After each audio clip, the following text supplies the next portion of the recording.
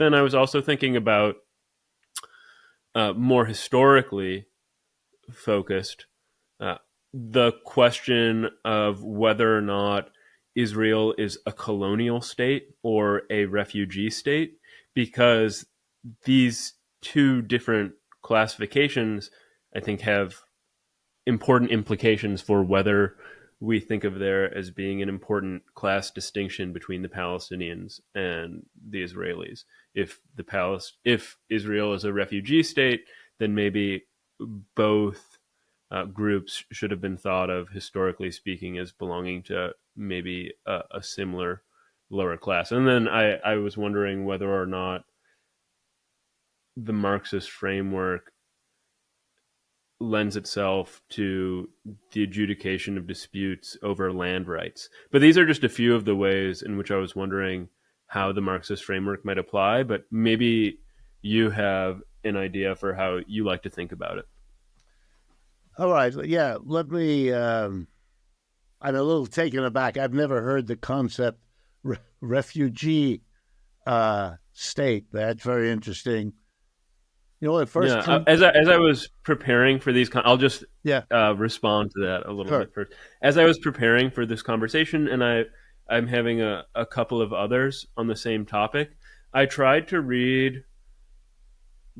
I read a number of books that take different viewpoints. Some that identify as resolutely Zionist, some that identify as resolutely pro-Palestine, some that don't think that we should be appealing to these ideologies at all.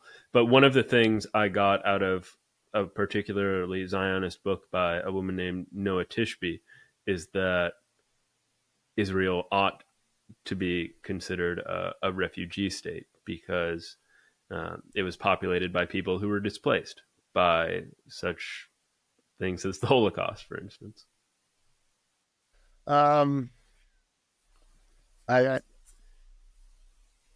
That's a whole other discussion, and if you want to have that, I'll be glad to do that. But focusing more in on Israel-Palestine,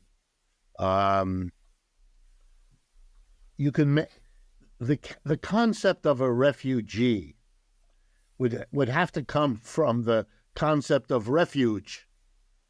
In other words, that people are running away from something scary or threatening or difficult or dangerous, and they seek safe refuge somewhere else.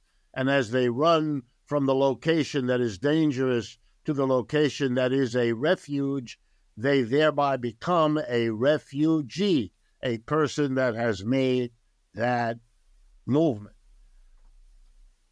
If that's your standard, unless you have specifics about what it is you're running away from, then the United States is populated by refugees. Most of the immigrants that came to the United States were people that literally could not survive where they were and left because of it. And that's true right to this minute. If you look at the tens or hundreds of thousands of people massed on the border of the United States and Mexico or coming in from Central America, those are people who are refugees from intolerable economic, political, military situations, climate change, and so on, that make staying where they are impossible. And that makes Israel just another example of a place to which people ran who were seeking refuge from the dangers that they faced in Europe. And this might, in the interest of transparency, make it useful for me to explain briefly that my mother was born in Berlin, Germany, and my father in France.